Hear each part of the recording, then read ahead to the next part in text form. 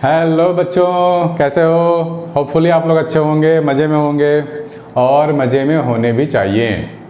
तो बच्चों आज हम लोग कर लेते हैं इलेक्ट्रिसिटी। हालांकि मैंने पहले भी बहुत सारे वीडियोस बनाए हुए हैं, लेकिन सोचा कि एक फ्रेश वीडियो बनाते हैं ताकि बच्चों को फ्रेश चीज़ दिया जाए। चलो देखते हैं इलेक्ट्रिसिटी।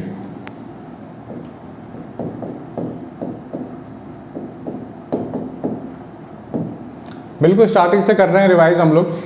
एक रिवीजन वर्क है, लेकिन इसमें आपको सब कुछ मिलेगा। ध्यान से देखना है, ध्यान से स्टडी करना है और इसको नोट डाउन करते जाना है। ये आपके आने वाले एग्ज़ाम के लिए, जो स्कूल में एग्ज़ाम होने वाले हैं उसके लिए बहुत इंपॉर्टेंट है। ये बेसिक्स है बिल्कुल, और ऑफ कोर्स जो भी जेईई और नीट के बच्चे हैं उनके लिए ये बेसिक्स काफ़ी काम की चीज़ साबित होने वाली है। ठीक है बच्चों, वॉच इट आउट। तो बच्चों इलेक्ट्रिसिटी में जो सबसे पहली चीज़ है वो आपको पढ़नी है drift velocity, concept of drift velocity. तो हमें देखना है कि ड्रिफ्ट वेलोसिटी होता क्या चीज़ है। ड्रिफ्ट वेलोसिटी, इसको हम लोग VD से डिनोट करते हैं। V है और छोटा सा D इसके नीचे लगा देते हैं, तो ये हो गया ड्रिफ्ट वेलोसिटी। तो बेसिकली ड्रिफ्ट वेलोसिटी ये इलेक्ट्रॉन के लिए बोला जाता है जनरली, क्योंकि किसी भी मेटल वायर में, मान लो ये मेरे पास मेटल वायर है, तो इसमें क्या होगा, इलेक्ट्रॉन्स होंगे, फ्री इलेक्ट्रॉन्स होते हैं कि किसी भी मेटल में। तो electron keep moving randomly at room temperature. कुछ इलेक्ट्रॉन इधर, कुछ इलेक्ट्रॉन इधर, कुछ इलेक्ट्रॉन इधर, वो उसमें दौड़ता भागता रहता है। जब हम लोग इस वायर को किसी बैटरी से जोड़ देंगे तब वहाँ पे आएगा वायर में इलेक्ट्रिक फील्ड, और इलेक्ट्रिक फील्ड के इन्फ्लुएंस में क्या होगा, electron will drift towards a particular direction.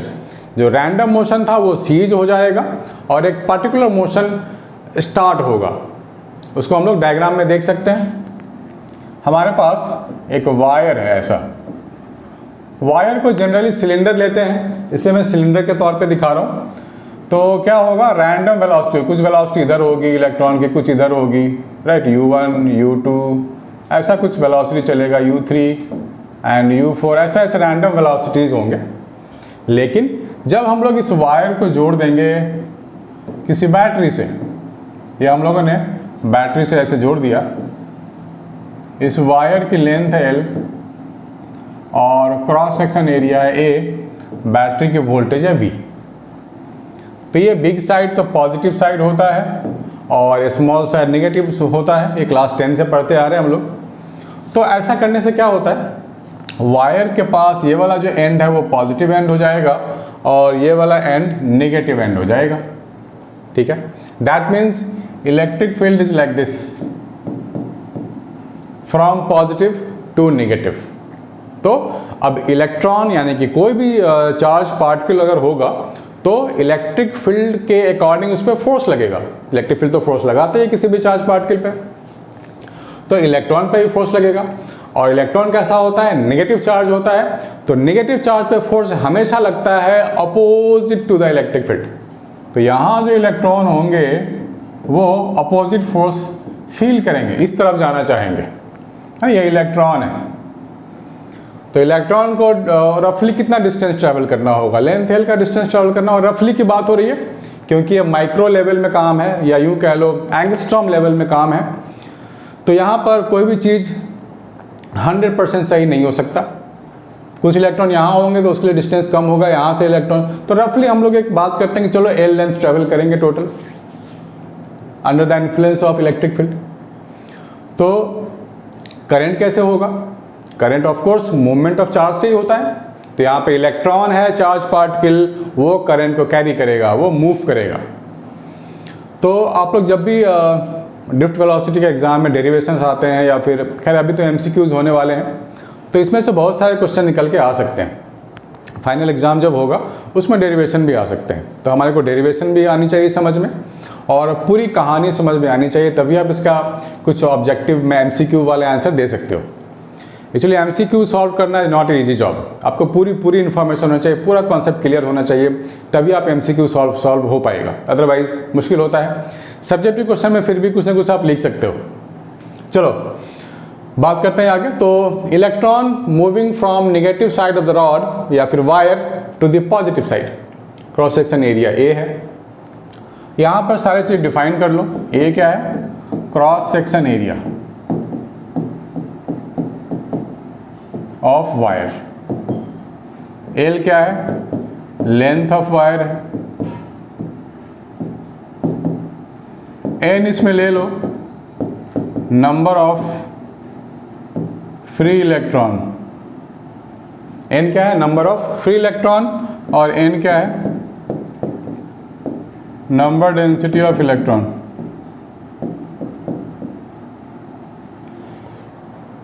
ठीक है, तो नंबर डेंसिटी से बच्चों घबराना नहीं है, ये होता है number of electron per unit volume.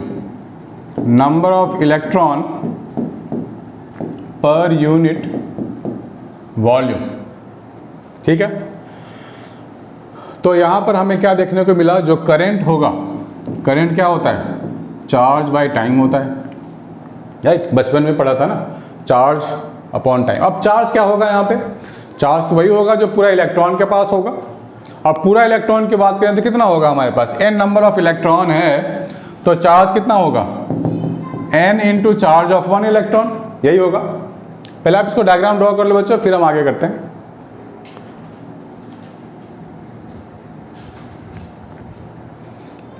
क्योंकि बहुत सारे बच्चे डायग्राम ड्रॉ नहीं करते, मैंने देखा है। डायग्राम ड्रॉ करना मस्ट है बच्चों, इससे भागना नहीं है, आपको भाग नहीं सकते आप। सो Q हो गया NE, यहाँ डाल देते हैं तो क्या होगा? NE अपॉन T होगा। और एक चीज़ है हमारे पास N है इंटू वॉल्यूम ऑफ वायर है, दिस इज टोटल N है। वॉल्यूम ऑफ वायर क्या होता है? Area into length. तो कैपिटल N की जगह मैं लिख सकता हूँ स्मॉल n इंटू वॉल्यूम। ठीक है, इस चीज़ को अच्छे से आपको समझना है। Small n area into length E upon T। अब ध्यान से देखो, L क्या है? डिस्टेंस ट्रैवल्ड या डिस्प्लेसमेंट आप कह लो। T टाइम टेकन है, तो L अपॉन T को मैं लिख सकता हूँ VD, ड्रिफ्ट वेलोसिटी। तो करंट और ड्रिफ्ट वेलोसिटी में एक रिलेशन आ गया, NEA L बाई T है, तो L बाई T को मैं VD लिखने वाला हूँ। So that means I is equal to NEA VD। This is the relationship between current and drift velocity. ठीक है बच्चों, तो आप देख लो ये जो ड्रिफ्ट वेलोसिटी है कौन कौन से फैक्टर्स पे डिपेंड करेगा, या फिर जो करंट है वो कौन कौन से फैक्टर पे डिपेंड कर रहा है? Number density of electron, small e है charge of electron, capital A है एरिया ऑफ क्रॉस सेक्शन है, और VD क्या है? ड्रिफ्ट वेलोसिटी है ना बच्चों? तो यहाँ पर अब एक बात सवाल उठता है कि ड्रिफ्ट वेलोसिटी तो बहुत अच्छी बात है, क्या यहाँ पे कोई एक्सेलरेशन भी होगा या नहीं होगा? आप 1 मिनट सोचो, मैं वापस पूछूंगा ये सवाल आपसे। तो होपफुली बच्चों आपने ये सब लिख लिया होगा। इसको मैं थोड़ा हटा के कुछ और भी लिखने वाला हूँ, इसलिए मुझे ये हटाना पड़ेगा ये सब चीज़।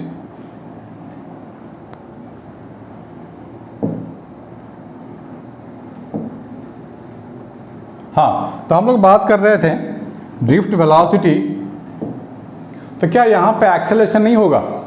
एक्सेलरेशन बिल्कुल होगा, क्योंकि इलेक्ट्रिक फोर्स तो लग रहा है ना चार्ज पार्टिकल पे। कितना फोर्स लग रहा है वो देखते हैं। फोर्स हो गया हमारे पास E इंटू चार्ज Q, यही तो फोर्स होता है, हम लोगों ने पढ़ा है इलेक्ट्रोस्टैटिक्स में। अब यहाँ पे Q हम लोग नहीं लिखते क्योंकि इलेक्ट्रॉन की बात कर रहे हैं, तो स्मॉल e लिख लेते हैं। और एक्सेलरेशन क्या हो जाएगा? Force upon mass, this is the acceleration. तो अब यहाँ पर स्टोरी में ट्विस्ट है थोड़ा सा। जब इलेक्ट्रॉन मूव करता है तो इसका एटम के साथ कोलिजन भी होता है, रैंडम कोलिजन। जैसे ये एटम है, इलेक्ट्रॉन ऐसे मूव करेगा, यहाँ कोलाइड कर जाएगा, कोलाइड कर देगा तो कुछ इलेक्ट्रॉन यहाँ एब्जॉर्ब भी हो जाता है। और जब कोई लाइट इस पे आएगा, थर्मल एनर्जी, लाइट एनर्जी जब आएगा, या फिर रूम टेम्परेचर भी थोड़ा सा भी अगर चेंज होगा, बढ़ जाए, तो यहाँ से इलेक्ट्रॉन इजेक्ट भी हो जाता है। तो इलेक्ट्रॉन का जो मोशन है इनसाइड द वायर वो कॉम्प्लेक्स मोशन है, वो सीधा साधा मोशन नहीं है कि दौड़ता जा रहा है अकेले, आगे पीछे कुछ नहीं है, ऐसा नहीं है। ये बहुत सारे कोलिजन्स होते हैं बीच में, बहुत सारी धक्का मुक्की होती है, उसमें एक्सेलरेट करना बड़ा मुश्किल है। एक्सेलरेशन इसमें इनसिग्निफिकेंट हो जाता है, क्योंकि यहाँ धक्का मारा, फिर यहाँ से निकला तो दूसरे एटम को धक्का मार दिया, राइट। आप इस चीज़ को समझ सकते हो कि चलो आपको स्कूल से, घर से स्कूल जाना है, मान लो आपकी बस यहाँ से निकली, यहाँ पे रेड लाइट आ गया तो बस आपकी रुक गई। फिर थोड़ी सी बस आगे बढ़ी, फिर से रेड लाइट मिल गया, बस आपकी रुक गई। फिर आप आगे बढ़े, फिर से रेड लाइट मिल गया, बस आपकी रुक गई। तो बस की एक्सेलरेशन तो बेटे इसमें क्या काउंट करें, बिल्कुल ही नेग्लिजिबल होता है, बार बार रुक रहा है, बार बार रुक रहा है। तो हम लोग क्या करते हैं ना, इसको एवरेज वेलोसिटी के टर्म में बात करते हैं, ड्रिफ्ट वेलोसिटी के टर्म में बात करते हैं, ताकि हमारे कैलकुलेशंस को थोड़ा आसानी भी हो जाए। और ये बार बार जो एक्सेलरेशन का चक्कर है, इनसिग्निफिकेंट एक्सेलरेशन है, उसको हटा दिया जाए, नेग्लेक्ट मार दिया जाए। हालांकि एक्सेलरेशन थोड़ा बहुत तो होगा और बिल्कुल होगा, उसको हम लोग नलिफाई नहीं कर सकते। ये कहानी होती है एक्सेलरेशन की, तो हमें ये ध्यान में होना चाहिए बच्चों एक्सेलरेशन का। तो हम लोगों ने डिराइव कर लिया है करंट एंड ड्रिफ्ट वेलोसिटी की कहानी। ये एग्जाम में आ सकता है कि फॉर्मूला क्या है, फॉर्मूला डिराइव करो, या फिर नहीं तो इस पे बेस्ड क्वेश्चन आ सकता है। If number density of electron is increased then what happens to the current. तो current and number density are directly related. बहुत सारे क्वेश्चन ऐसे बनते हैं, तो इसके ऊपर भी कुछ क्वेश्चन हम लोग देखने वाले हैं, करने वाले हैं। लेकिन आपको पूरी कहानी पता होनी चाहिए। इसमें कभी कभी ये भी पूछ सकते हैं कि फाइंड द एक्सेलरेशन, भाई जितना भी हो, कितनी छोटी वैल्यू भी हो, आ सकता है फाइंड करने को, तो हमारे को मालूम होनी चाहिए। इसके आगे ड्रिफ्ट वेलोसिटी के साथ साथ हमारे को पढ़ना है मोबिलिटी। आप लोगों ने शायद सुना होगा ये नाम। मोबिलिटी को म्यू से डिनोट करते हैं। ये होता है drift velocity upon electric field. Drift velocity per unit of electric field, this is called mobility. इसके यूनिट एंड डायमेंशन भी पूछते हैं बच्चों, सो बी केयरफुल। अभी एमसीक्यू का ज़माना आ गया है, तो आपको यहाँ पर यूनिट एंड डायमेंशन भी मालूम होने चाहिए। 4 ऑप्शन दे दिए जाएंगे जो कि बहुत ही एक जैसे होंगे, तो आपको मालूम होनी चाहिए। ड्रिफ्ट वेलोसिटी तो वेलोसिटी है ना, मीटर पर सेकेंड है। इलेक्ट्रिक फील्ड क्या है, न्यूटन अपॉन कूलम है। इसको आप चेंज कर सकते हो न्यूटन को फर्दर, जो हम लोगों ने सीखा हुआ है MLT-2, तो वहाँ से हम डायमेंशन भी निकाल सकते हैं। अगर आपको बेसिक्स फार्मूला पता है तो आप डायमेंशन भी निकाल सकते हैं। ठीक है बच्चों, तो इतना आप जरूर लिखो डायग्राम के साथ। हम लोग कुछ क्वेश्चन भी डिस्कस करने वाले हैं।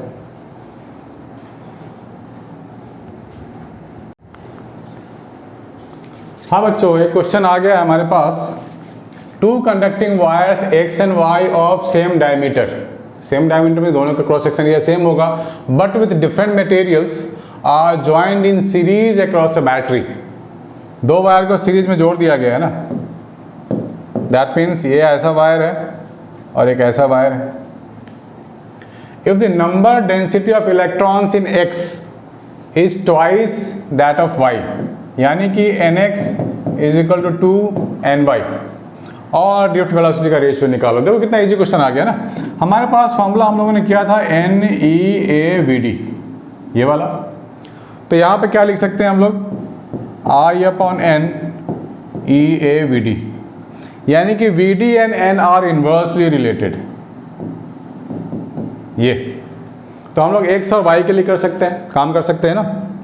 तो क्या लिखेंगे, VDX upon VDY is equal to NY upon NX। अब NX क्या है, 2NY है, दिस वन। तो 1:2 यानी कि 1/2 इज द आंसर। ठीक है बच्चों, तो हम लोग यहाँ पर सिर्फ एक फार्मूले याद था, बाकी हम लोगों ने और बड़े आराम से कर लिया। तो बेसिक फार्मूला तो याद ही होनी चाहिए, अदरवाइज पॉसिबल नहीं है करना। ठीक है बच्चों, प्लीज मेक ए नोट, आगे बढ़ते हैं।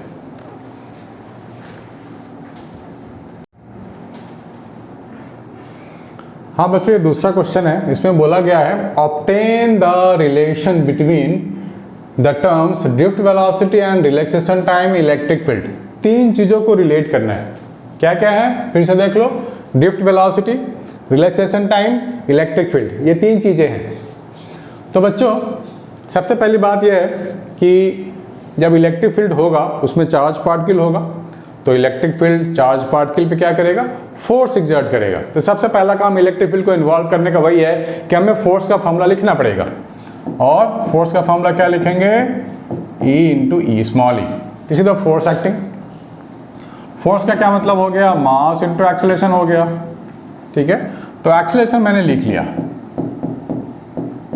This one. अब सोच रहे होंगे आप लोग कि ये रिलैक्सेशन टाइम क्या है ना, रिलैक्स करने वाला टाइम, नाम से ही लग रहा है ना, रिलैक्स करने वाला टाइम।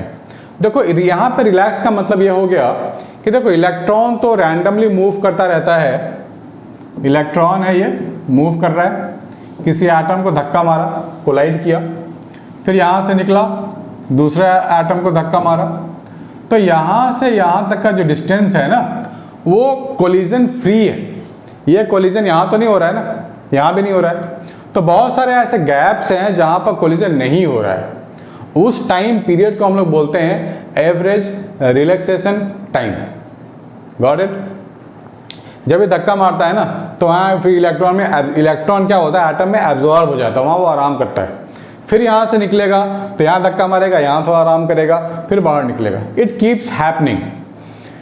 तो एवरेज रिलैक्सेशन टाइम में हम लोग यहाँ लिख सकते हैं एवरेज, ये जो हमारे पास एक्सेलरेशन है that can be written as velocity upon time. This time is nothing but, इसी टाइम के लिए इसने एक्वायर किया था वेलोसिटी, इसी टाइम के लिए एक्वायर किया था एक्सेलरेशन भी।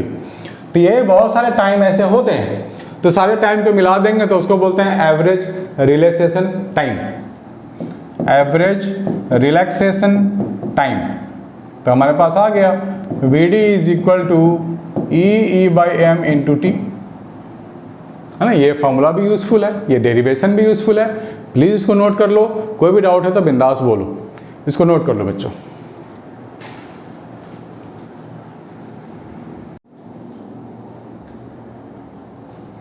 हेलो बच्चों, होपफुली आप लोग मज़े में होंगे और इंतज़ार कर रहे होंगे न्यू वीडियो का। जैसा कि मैंने बोला था कि इलेक्ट्रिसिटी में मैं नए नए वीडियोस बना रहा हूँ, तो आपके लिए वो रिवाइज़ में आसानी होगी आपको रिवाइज़ करने में, क्योंकि एग्ज़ाम सबके पास आ रहे हैं, तो बच्चों को ध्यान में रखते हुए मैं कुछ वीडियोस बनाता रहता हूँ। तो आज का टॉपिक हम लोग इलेक्ट्रिसिटी कंटिन्यू कर रहे हैं, तो आगे बढ़ते हैं। अभी तक हम लोगों ने ड्रिफ्ट वेलोसिटी किया था और ड्रिफ्ट वेलोसिटी से रिलेटेड जो चीज़ें थी वो किया था। अभी भी हमको ड्रिफ्ट वेलोसिटी से रिलेटेड कुछ चीज़ें हैं जो करनी है अभी भी।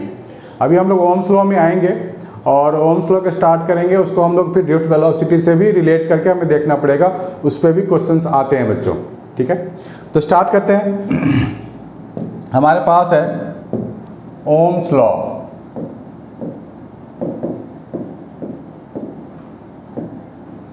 तो बच्चों ओम्स लॉ की जहाँ तक बात है, 10th क्लास में पढ़ा है हम लोगों ने। करंट क्या होता है, वोल्टेज पे डिपेंड करता है। तो इससे हमारे को जो रिलेशन निकल के आता है वो ये निकल के आता है V equal to I R. R जो है एम्पियर होता है, वो कांस्टेंट फैक्टर है, उसको वोल्टेज और आई से मतलब नहीं है, उसको मतलब है ज्योमेट्रिकल फैक्टर से, राइट। सो रेजिस्टेंस का फैक्टर भी हम लोग देखने वाले हैं किस फैक्टर्स पे वो डिपेंड करता है। तो फिलहाल ओम्स लॉ का जो ग्राफ है ये भी आप लोग ड्रॉ कर लो। This is V, this is I and this is straight line. This is Ohm's law graph, और इस ग्राफ का जो स्लोप होगा वो रेजिस्टेंस को रिप्रेजेंट करेगा। अगर मैं इसको ग्राफ को उल्टा कर दूं, I इधर ले आऊं और V इधर ले आऊं, तो जो स्लोप निकालेंगे ये हो जाएगा 1/r। स्लोप आएगा कितना, 1/r। तो ये जो हमारा स्लोप बन रहा है 1/r, स्लोप निकालने बच्चों देखो सबको आता है आज के डेट, राइट। मैथ्स का छोटा सा कॉन्सेप्ट है स्लोप निकालना, सबको आता है। तो इस ओम्स लॉ में हमको देखना है कि ये जो रेजिस्टेंस है वो आखिर है क्या।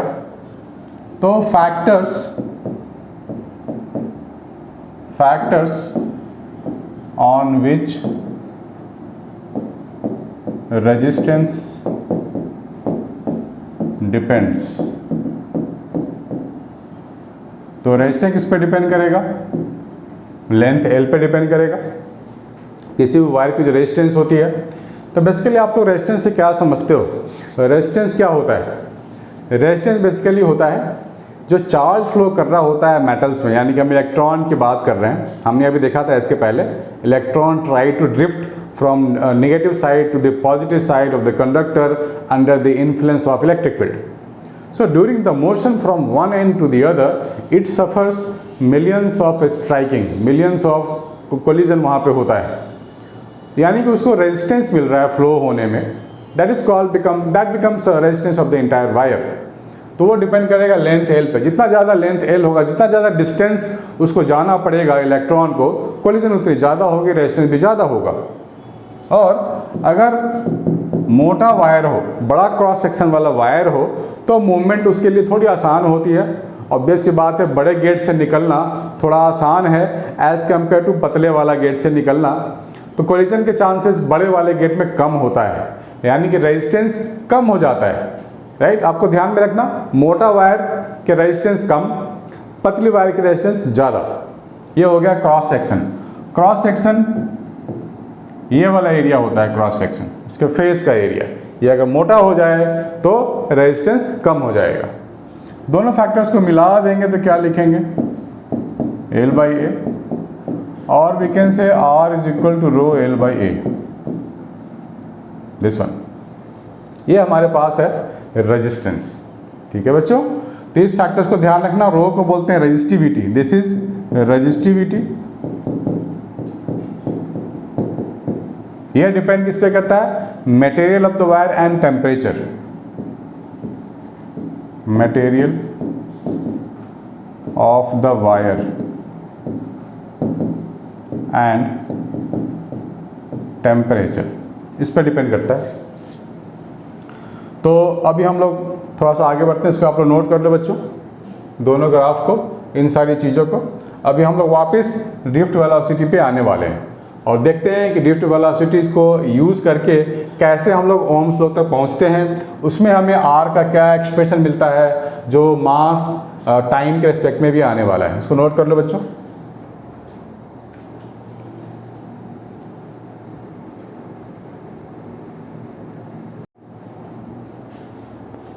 ठीक है तो बच्चों, तो आगे बढ़ते हैं।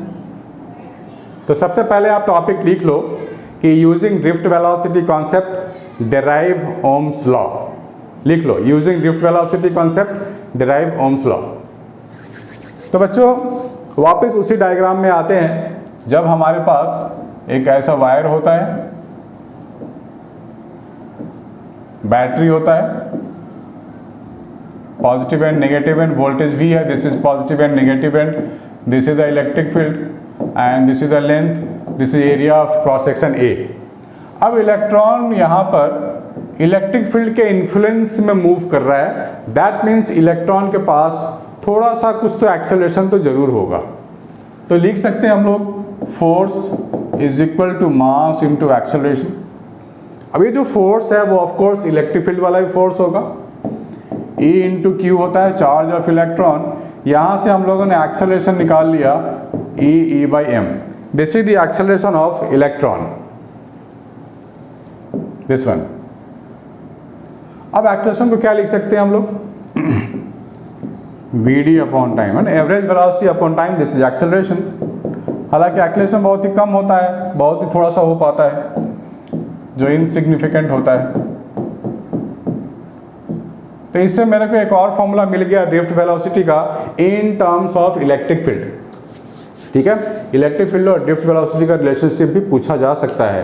तो ये सारे फॉर्मूले इंपॉर्टेंट है बच्चों, एक एक फॉर्मूला इंपॉर्टेंट है। हम ये नहीं कह सकते कि ये इंपॉर्टेंट है ये इंपॉर्टेंट नहीं है, राइट। सो कौन सा भी कॉन्सेप्ट कहीं भी आ सकता है, एक दूसरे से रिलेटेड है। This is drift velocity. अब इस वायर के लिए मैं क्या लिख सकता हूँ, इस वायर के पास जो वोल्टेज है वो V है across the end. So electric field can be written as V/L। ये वाला कॉन्सेप्ट हम लोगों ने किया हुआ है, जिसमें किया है इलेक्ट्रोस्टैटिक्स में, पोटेंशियल ग्रेडियंट वाली चीज़ें ये वाली। तो E की जगह मैं डालूंगा V/L। सो Vd हो जाएगा मेरे पास V/L ET/m। ये हो रहा है हमारे पास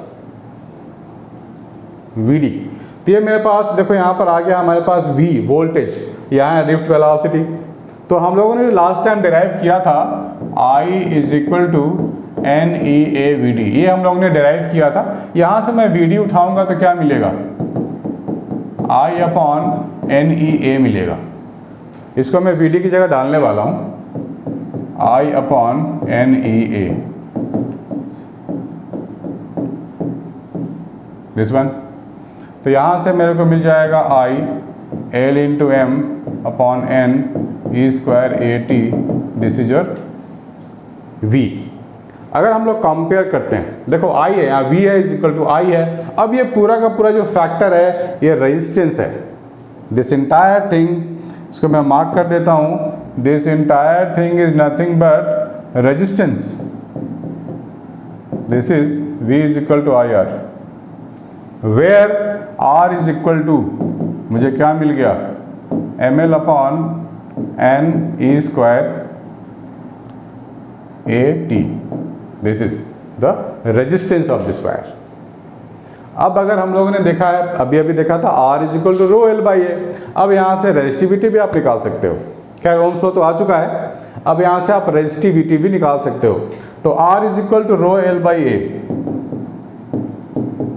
आप इन दोनों को कंपेयर करोगे तो L बाई ए के साथ जो होता है वो रेजिस्टिविटी होता है, ये रेजिस्टेंस है, ये रेजिस्टेंस है। L बाई ए के साथ क्या है, M है, N E स्क्वायर और T है, तो ये रेजिस्टिविटी हो गया। That means resistivity I am getting M N E square T, this is the resistivity I am getting. इस पे भी क्वेश्चंस आते हैं, इस वाले कॉन्सेप्ट पे भी क्वेश्चंस आते हैं। कैसे आते हैं मैं बताता हूं, इसको आप पूरा का पूरा पहले आप नोट डाउन करो।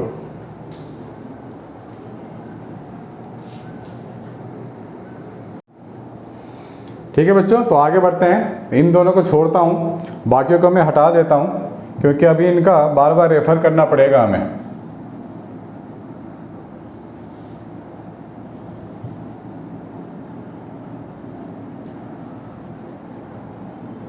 ठीक है, तो बच्चों अभी हम लोग कर लेते हैं करंट डेंसिटी।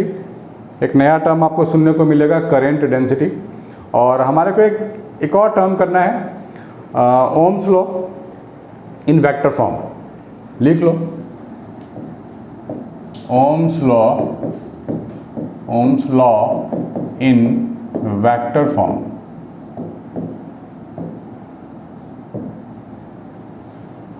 ठीक है, तो जब हम ओम्स लॉ वेक्टर फॉर्म की बात करते हैं, दैट मीन्स हमारे को ये प्रूफ करना है J is equal to sigma E, ये वेक्टर फॉर्म होते हैं, इसी को बोलते हैं। हालांकि यहाँ कहीं आपको V नहीं दिख रहा है, IR नहीं दिख रहा है, वो ओम्स लॉ था, ये स्केलर वाला ओम्स लॉ है, तो इसका ये अलग रूप आ गया कुछ, राइट। तो ये इसको बोलते हैं कि ohms law in vector form. अब देखो करंट डेंसिटी, एक नया वर्ड मिलेगा हमारे को, करंट डेंसिटी, जिसको हम लोग J से डिनोट करते हैं।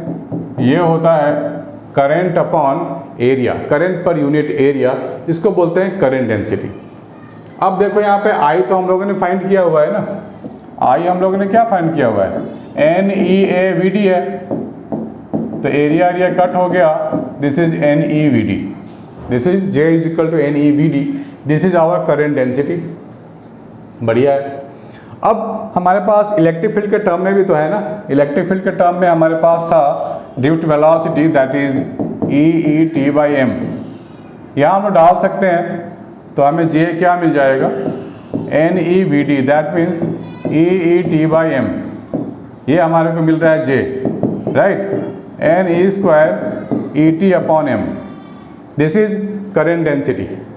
तो बच्चों आप लोग रेजिस्टिविटी को ध्यान से देखो, ये क्या है, M upon NE square T, M upon NE square T, M upon NE square T, ये पूरा रेजिस्टिविटी ही तो है। मैं पूरा NE स्क्वायर T को नीचे ले गया, so this entire thing is resistivity. और हमें मालूम है कि 1 अपॉन रेजिस्टिविटी होता है कंडक्टिविटी, 1 अपॉन रेजिस्टिविटी होता है कंडक्टिविटी। तो हम लोगों ने यहाँ पर 1 अपॉन रेजिस्टिविटी को लिख दिया है conductivity, J is equal to E into sigma. तो यही तो हमारे को लाना था। ठीक है बच्चों, तो है बड़ा आसान। देखो कितने रिलेशंस निकल रहे हैं आपस में ही, तो सारे टर्म्स हैं इंपॉर्टेंट है। आप ये नहीं कह सकते कि ये इंपॉर्टेंट है, ये इंपॉर्टेंट नहीं है, ये इंपॉर्टेंट है, ये इंपॉर्टेंट नहीं है, क्योंकि सारे एक दूसरे से रिलेटेड है। There is a big relation between them. तो इसको नोट कर लो बच्चों। अभी थोड़ा क्वेश्चंस भी करके देख लेते हैं ना, कैसे कैसे आ सकते हैं। लैंग्वेज प्रॉब्लम भी आते हैं, कॉन्सेप्चुअल क्वेश्चंस आते हैं। Please make a note.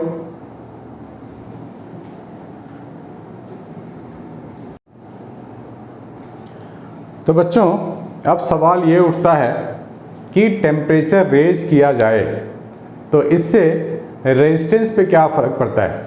अगर मेटल की बात करें तो, कंडक्टर की बात करें तो, when temperature is raise then what happens to the resistance. अभी हमने एक फार्मूला देखा था रेजिस्टेंस के लिए, आपको याद होगा R is equal to M upon N E square AT। ये हमने एक देखा था फार्मूला अभी। तो इसमें हम लोगों ने क्या देखा था, L भी होता है R एंड T, आप ध्यान से देख लो, R and T is what, inversely related, है ना, if keeping other things constant. If temperature is raised then there is excitation of electron. Electron तो एक्साइट ही होगा ना, क्योंकि थर्मल एनर्जी रेज हो गया। थर्मल एनर्जी के कारण इलेक्ट्रॉन एक्साइट करता है और वो मूव करना चाहता है फास्टर रेट से। तो while moving with the faster rate उसकी कोलिजन भी और फास्ट हो जाती है, कोलाइडिंग रेट बढ़ जाता है। तो कोलाइडिंग रेट बढ़ने की वजह से उनका जो रिलैक्सेशन टाइम है, रिलैक्स करने का टाइम है, वो कम हो जाता है, यानी कि the gap, time gap between collisions decreases. तो यानी कि टी कम हो गया। अब सीधी सी बात है, टी जब कम हो जाएगा तो रेजिस्टेंस तो इंक्रीज करेगा। Hence when temperature is raised then resistance also increases. इस फैक्टर को हमको ध्यान में रखना है। Higher the temperature more is the resistance. इस पे क्वेश्चन आ सकते हैं। देखो ग्राफिकल क्वेश्चन भी आ जाते हैं इसके ऊपर। ये क्वेश्चन आपको दिख रहा होगा, a VI graph for a metallic wire at two different temperatures T1 and T2 is as shown in the figure. Which of the two temperatures is higher and why? V और I के graph देखो बच्चों, मैंने शुरू में बताया था V और I का जो ग्राफ होगा, उस ग्राफ का जो स्लोप होगा वही रेजिस्टेंस होगा। अब स्लोप किस पे डिपेंड करता है, इस एंगल पे। ये एंगल जितना ज़्यादा स्लोप भी उतना ज़्यादा। तो T1 के लिए स्लोप ज़्यादा हो गया, so we can say T1 is greater than T2, R1 is greater than R2। Slope जिसका ज़्यादा होगा उसके लिए रेजिस्टेंस भी ज़्यादा होगा। तो स्लोप तो T1 टेम्परेचर वाले के लिए ज़्यादा है तो रेजिस्टेंस ज़्यादा हो जाएगा R1। ठीक है बच्चों, इसके लिए ज़्यादा हो गया। दूसरा क्वेश्चन है I और V। देखो इस ग्राफ को उल्टा कर दिया गया। अब यहाँ पर स्लोप क्या होगा, रेसिप्रोकल ऑफ रेजिस्टेंस हो गया, यानी कि स्लोप ज़्यादा तो रेजिस्टेंस कम। देखो इसका स्लोप ज़्यादा है, इसका स्लोप कम है, तो रेजिस्टेंस B का ज़्यादा होगा। Resistance of B is greater than resistance of A। यहाँ पूछा है रेजिस्टिविटी। तो रेजिस्टिविटी बेटे स्लोप पे डिपेंड नहीं करता है कभी भी। रेजिस्टिविटी यहाँ बोल रहा है two identical conductors of different materials A and B shown in the figure, which one of the two has higher resistivity. तो resistivity depends upon temperature and resistivity depends upon, देखो identical conductors of different materials की बात हुई तो material पे depend करेगा वो। तो मटेरियल हमें देखना पड़ेगा किसका ज़्यादा होता है किसका कम होता है, उसके अकॉर्डिंग आंसर देंगे हम लोग। तो क्योंकि रेजिस्टेंस का जो फॉर्मूला हम लोगों ने देखा है वो क्या देखा है, R is equal to rho L by A. तो रेजिस्टिविटी हो जाएगा हमारे पास R A बाई एल। आप यहाँ ये आंसर दे सकते हो, IV ग्राफ और टू आइडेंटिकल, जब आइडेंटिकल कंडक्टर्स की बात हो रही है तो रेजिस्टेंस, एरिया, लेंथ सारा सेम होगा। So resistivity will be the same for the two. Third question पूछा गया है, conductor is carrying current, is it charged. ये चार्ज होगा, ये पूछा गया है। क्वेश्चन आपको दिख रहा है, छोटा सा है। A conductor is carrying current, is it charged. देखो बच्चे, कोई भी कंडक्टर में करंट है मतलब इलेक्ट्रॉन मूव कर रहा है, इलेक्ट्रॉन वहाँ से निकला नहीं है, या इलेक्ट्रॉन कोई बाहर से आके ऐड नहीं हुआ है उसमें। चार्ज कब होता है, जब एक्सेस ऑफ इलेक्ट्रॉन हो या डेफिशिएंट ऑफ इलेक्ट्रॉन हो। लेकिन यहाँ ऐसा कोई भी केस नहीं है, ये नॉर्मल केस है। और किसी भी एटम में number of electron, number of proton equal होते हैं, वो न्यूट्रल होता है, राइट। तो जब तक हम इलेक्ट्रॉन कहीं से लाके ऐड नहीं करें वो चार्ज नहीं होगा, या फिर इलेक्ट्रॉन वहाँ से निकाले नहीं वो चार्ज नहीं होगा। So current carrying conductor is a neutral one, बस electron is only flowing because वहाँ पर न्यूट्रल इसलिए है, number of electron, number of proton equal है। ठीक है बच्चों, इसको नोट कर लो प्लीज, आगे बढ़ते हैं। तो हमें कुछ फैक्टर्स हैं जो हमेशा ध्यान में रखने चाहिए बच्चों, कि रेजिस्टिविटी किस पे डिपेंड कर रहा है, रेजिस्टेंस किस पे डिपेंड कर रहा है, टेम्परेचर और रेजिस्टेंस में क्या रिलेशन है, तो टेम्परेचर और रेजिस्टेंस को रिलेट करने वाला एक फार्मूला भी है जो आप लिख सकते हो, R is equal to R naught 1 plus alpha into delta theta. यहाँ आर नॉट है temperature of the wire at some initial temperature, resistance of the wire at some initial temperature, R है final resistance of the wire when heated at some higher temperature. Alpha को बोलते हैं coefficient of linear expansion और delta theta को बोलते हैं change in temperature. ठीक है बच्चों, ये ध्यान में आपको रखना है, delta theta is change in temperature. इस चीज़ को ध्यान में रखेंगे। और जब तक ग्राफ की बात होगी तो कोई भी ग्राफ देखो बच्चों, कोई भी ग्राफ फार्मूले से ही सॉल्व होता है। ठीक है, तो हमें फार्मूले पे भी थोड़ा बेसिक फार्मूले पे काम करना चाहिए। अब इस केस में हम लोगों ने देख लिया, यहाँ वी आई था तो रेजिस्टेंस स्लोप जो आएगा आर आएगा, यहाँ आई वी है तो स्लोप हमारा आ जाएगा 1/r। तो 1/r स्लोप, देखो बहुत सारे बच्चे कंफ्यूज हो जाते हैं, अरे यहाँ वी आई था तो आर होगा, आई वी में भी आर होगा, दोनों में स्ट्रेट लाइन ही तो दिख रहा है। ऐसा नहीं है, सो कंफ्यूज आपको नहीं होना है। ठीक है, तो जिसकी स्लोप इस केस में आई वी है तो रेजिस्टेंस जो हम लोग लेंगे वो कम वाला, जो जिसका स्लोप होगा उसका ज़्यादा रेजिस्टेंस होगा, आर बी का रेजिस्टेंस ज़्यादा होगा, तो हो सकता है रेजिस्टिविटी आर बी की ज़्यादा हो जाए। ठीक है बच्चों, तो ऐसे ऐसे चीज़ें आपको मिल सकती है, तो इसको आप लोग नोट करो, फिर आगे बढ़ते हैं और बहुत सारी चीज़ें करनी है, तो पार्ट बाय पार्ट हम लोग करते जाएंगे। और जो भी डाउट हो आप हमको बिंदास पूछ सकते हो, फ़ोन कर सकते हो, ईमेल कर सकते हो, व्हाट्सएप कर सकते हो। ठीक है बच्चों, प्लीज़ मेक ए नोट।